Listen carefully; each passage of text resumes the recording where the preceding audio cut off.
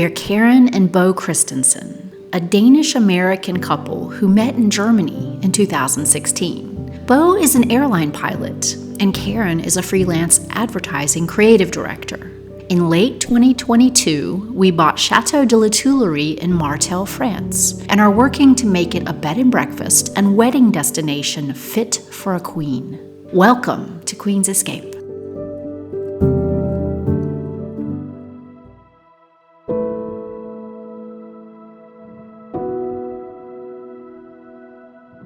We sat down with our realtor, Lindsay Low, independent property consultant of Beaux Villages Immobilier, a real estate company here in France. We wanted to find out how the real estate market for chateaus has changed over the past few years since we bought our own chateau here in Martel, Château de La Tuilerie. We asked Lindsay questions like, what is the chateau real estate market like now compared to when interest rates were lower in 2022? What advice would you give to people looking to buy a chateau in France from abroad?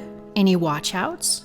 What are the biggest problems foreigners have buying in France? What kind of chateau properties are people looking for these days?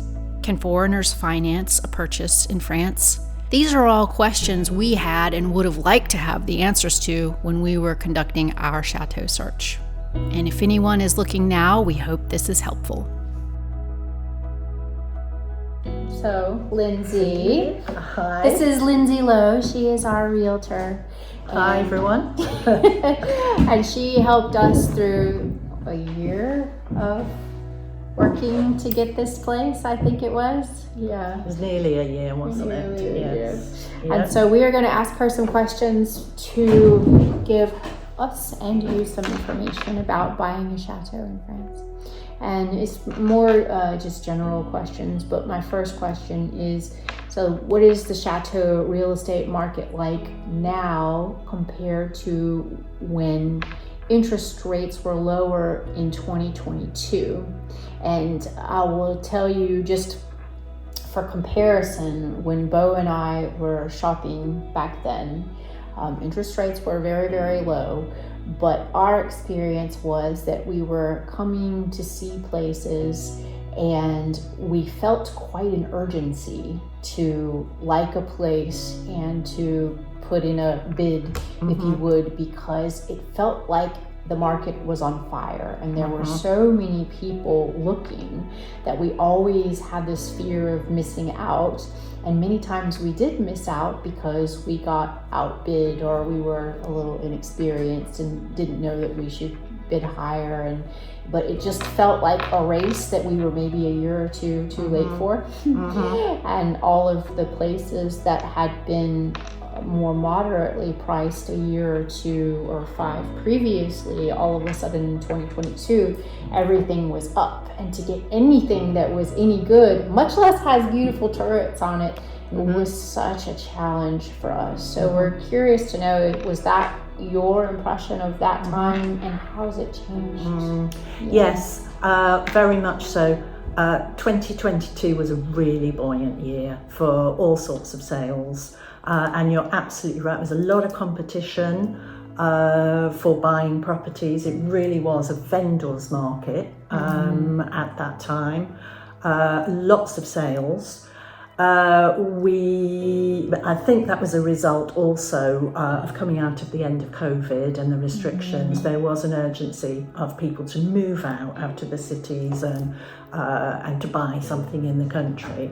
So at all levels, and I think especially at the luxury end, one can say prestige properties, there were a lot of sales during then. The market has slowed quite a lot since then, and the brakes that have been applied on that are really due to the bank's interest rates rising, their reluctance to lend.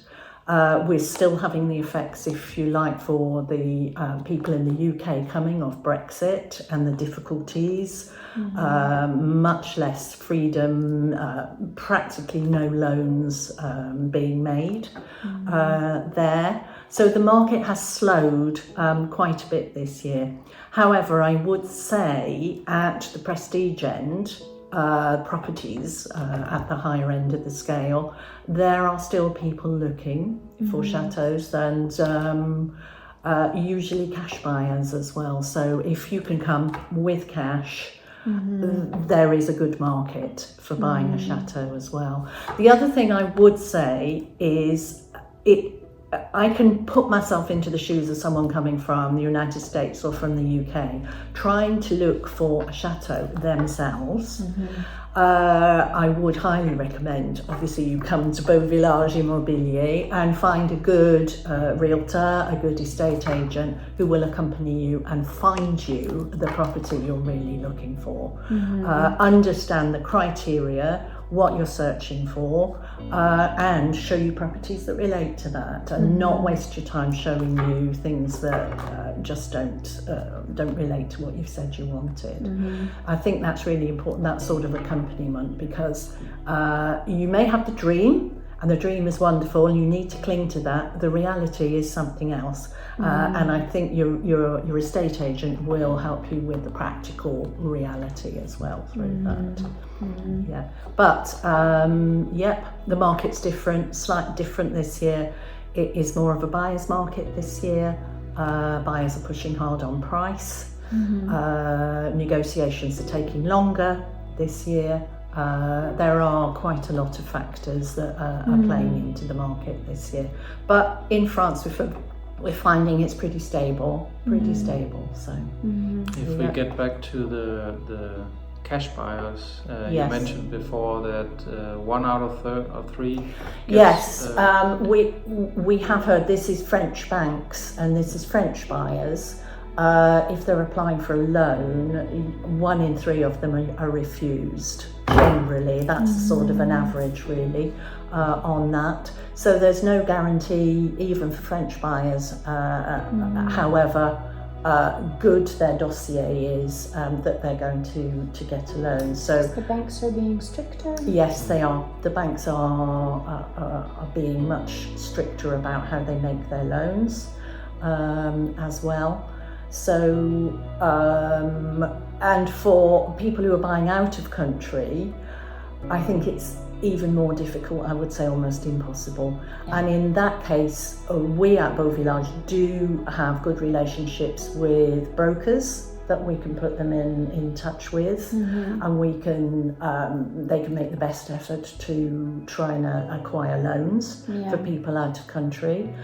We have good relationships with certain banks as well who specialise in making loans to particularly English-speaking buyers from out of country, and they will do their best to help.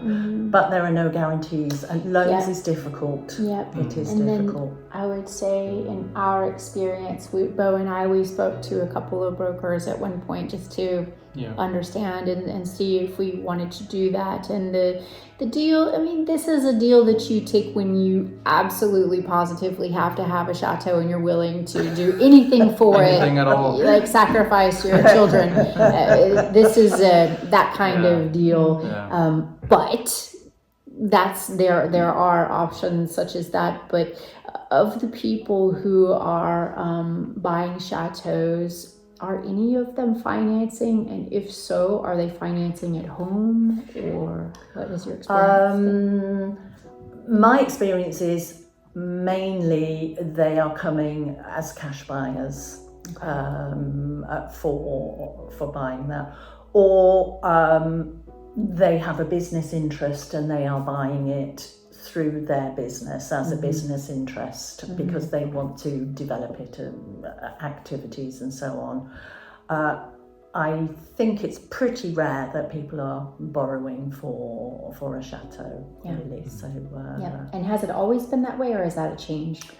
Well, since I've been working at Beaux Villages, that's been pretty much the way. And yes. How long is that? I did my training in 2018, and then I started to work about a year after that. Actually, sort of in the middle of COVID confinement, so threw myself in and did that. So probably the most difficult time, but one of the best ways to learn. Yeah. Really. So. I wanted to ask you a follow-up question to that, because you talked about new restrictions for people coming from the UK. We heard a rumor that a lot of people who had bought from the UK might actually even be selling their places now because they've been having a hard time. Can you explain a little bit the restrictions? Yes. With the advent of Brexit, there are for people who have second homes, not for people who live here and have their primary residence, but certainly for second homes, there are now the restrictions that people can only spend 90 days at any one time, and then they have to either return to somewhere out of Europe or back to the UK for a certain period before they can then come back again. So for those people who wanted to spend 6 months of the year, and a lot of people were able to spend 6 months, that's now impossible for people. Other reasons we are finding are the usual sort of family reasons. People are getting older, they are ill, they want to move to be nearer to family, so a combination of all those as well. The fact that it is much more difficult with the French regulations to deal with that, or you don't speak the language too well, and as you get older, and then Brexit was the icing on the cake, and that was it. So, so you say people can stay for 90 days, and then they need to go back for a period, and that is in the US too, isn't it? Yes. Yeah, and if you're a non-resident, and the alternative is to get French residency. Is that what it is? Yes. If you make your home in France your primary residence, you can do that. Yes, to get your carte de séjour or your titre de séjour, which is French residency. But that now, there was a period after Brexit where it was easy to get. It was almost like a tolerance, a period where you could do that. Now, there's a significant amount of work. Applications have to be made, you have to go for interviews, you have to compile your dossier, you have to show that you're financially able to support yourself, you have to have a certain level of French language, and so on. So it's tough.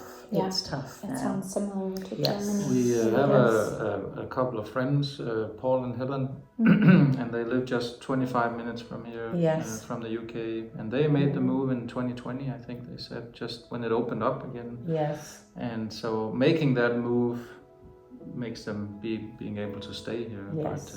But we've heard from several people. We've had guests at the bed and breakfast too, a British couple who said, they made the move. Yes. And luckily they don't get affected by Brexit. Yes. Yeah. So, dealing with all the different changes in legislation is quite tough, really. So, Another question. So, for people who are looking to buy in France a chateau, and they're looking to make that move, let's assume they're cash buyers. Would you have any advice to them based on what you've seen? People like maybe a watch out, or things that people regularly don't know but you wish they did know, or any mistakes that you see happening repeatedly over the years? That's quite a tricky question, really. I think I would say there is a certain obligation on buyers to do a bit of research, whether it be into the area that they might see a property in. I think it's always a really good thing to say the property is wonderful, but 5 kilometres away there may be a wind farm, or just to do some research on what's around. I have to say, one of the things that people say a lot is that they want to be quite isolated, they want to be remote, they don't want to have any neighbours, they don't want to be near a road, and then they find the reality is actually really difficult to live with. Firstly, it's practically impossible to find something that is so completely isolated that you don't have any of that. But then secondly, there is like, oh, but it's half an hour drive, I've got to get to the shops, you know, to get bread and all those sorts of things. So I think seriously about what it is you actually want, how you want to live your life when you're here. Do you want to be near bars and restaurants? Or are you really happy to be in the middle of nature with, you know, no noise, lots of animal noises that might be strange to you? It's just think that one through really quite a lot. So so do your research. I think we've talked as well about budget. The price of a property is actually not what you're going to be paying. Inevitably, once you've bought the property, there will be so many things you want to do, even if the property is in super good shape. So sort of think about the running costs. A chateau, there's heating, your what we call taxe foncière, your tax for living there is going to be quite high. Your insurance is going to be high as well, so you need to think about all those things on a monthly basis. What are those running costs going to be? That's without living, really. So I think it's important to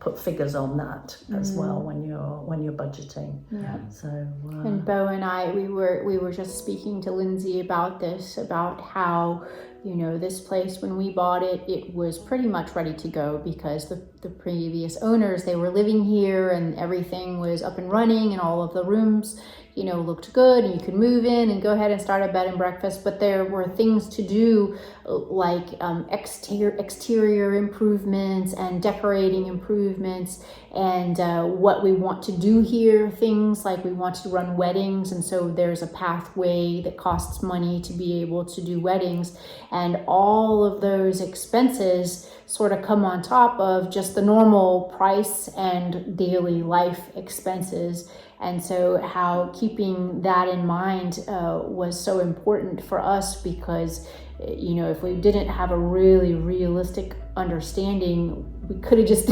easily been wiped out about that. And the timing, I would say, you know, the applications and everything takes months, and you have to do them in the right order.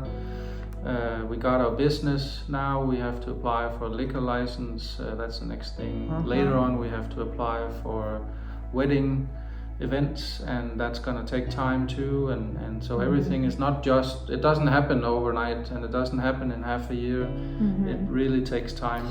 But you have to save, you know, for the fees that go along with all of these applications, and maybe that means, okay, you can't redecorate this room or that room or install a new shower or do this and that. So there's just what Beau and I would always recommend is that if people can buy a place and then they have a pretty big budget, you know, for whatever they want to do already in mind, or, you know, they're going to have an income outside of the chateau that's going to be able to help to support them in addition to what they might make with it as a business, if you can start it off as a business right away. Yep. And I think you might have already answered it, but what are the biggest problems that foreigners have buying in France? Language. I think language is top of the list, really, because and already you're into legal processes, the process of buying in France, and it's difficult to understand, let alone not understanding the language as well. So it is a good idea if you do have an agent that's bilingual, who can help you and accompany you with that, and who also knows the system, because the system of buying a property in France is not the same as buying a property in the UK, nor I imagine in the USA. There is a particular set way that we're very familiar with, and can accompany people on that. So language is important. I think patience and tenacity, because as Beau said, these things take an awful long time, and I think you need to keep your morale quite high as well, as you're going through the process, because it is very easy to become discouraged with the things that happen, the barriers that present themselves. So it is quite good if you're buying with a partner, or to try and get that sort of moral support as you're going through. It makes it sound like, the process is really negative. It isn't. I mean, it is a fantastic process. But I think, like anything else, it is a roller coaster sometimes. You have your highs and you have your lows. And nothing's as straightforward as I see a property, I love it, I make an offer, the offer's accepted, and then we sign and the property's mine. It isn't like that. There are so many steps along the way, which is why if you do have an agent, a good agent that helps you through, they're there to give you the information, communicate, handhold, and so on. What are the biggest differences between buying a regular property in France and buying a chateau? I think the process is the same for both. The process is the same. There are no distinctions really. From our side, from our point of view, all the checks that are required take much longer. So for example, if you, what we call the diagnostic energy performance, the DPE, on a property the size of your chateau, takes a long while. That's expensive as well, that's a vendor obligation, and the diagnostics. So there's a lot more to that as well. From the point of view of the document that goes to the notaire, all the dossier of documents, for example, here you've got around 14 hectares, haven't you? So all the parcels need to be noted, and we have to check that and make sure that all that is in. So really it's just a bigger version of buying a house, really, here. But the process is identical. The process is exactly the same. Yeah. Are there a lot of chateaus on the market right now? Yes. There are quite a lot, and I know that because colleagues share with everybody their latest, what we call take on, the latest property that they've taken on. So yes, there are some quite nice chateaus around. We stopped looking. What are people looking for when they're looking for chateaus? What are they looking for these days? They tend to like the classic. You have here what is classically described as a chateau. You have turrets, and it looks like a fairy tale. It just looks, and I think people want that in chateaus as well. They want land around them, because traditionally a chateau owner would have land around them. I think they want to see a property they can fall in love with. I mean, that's the thing. It catches their eye. They want to afford it. Yes, there is a certain romance. High ceilings are obligatory, really, in a chateau. They just give that impression of grandeur and so on. But I also think people want value for money. They want to buy a chateau, but they want to feel they're not overpaying for it, but they're getting value for money as well. So do you think we were giving you a hard time last year? No, and I'm going to say to anybody who is looking at this video, and I have said this to you before, that it was an absolute pleasure working with Karen and Beau. And the reasons it was a pleasure, they knew exactly what they wanted, and they were not to be deterred from it. They were tenacious. I never saw them down, no matter all the obstacles we had to overcome.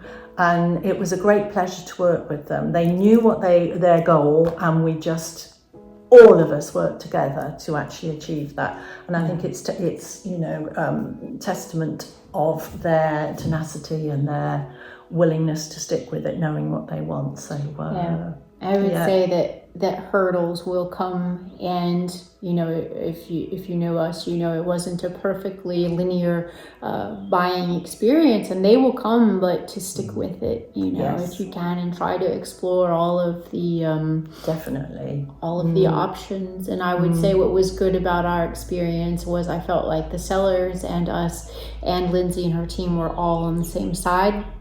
All of us looking for a solution. And I think that's normally the case. Sellers want to sell and you want to buy, and realtors want to realtor. Yes. So, yes. Absolutely. Likewise, we want to also in this video recommend Lindsay. Even though she's busy and she has she's no very time. busy, but please contact her, because she's not giving up even when she faces a wall. This is very important for a buyer to know that you have a strong team going and pulling the same direction. So thank you. Excellent. No, Thanks a lot. Thank you. Anything else you would add? Anything else you would say to people? Only that if you have the idea that you want to purchase a chateau, a property in France, have that adventure, do it. Do it. So, I agree. Yep. Time is running. Yes. It's definitely worth it to come here, which is what we discussed today. Yes. Yes. And when you can, Yes. and you have the energy for it too. Yeah. Yes. Super. Great. Thank you. Thank you. Thank you.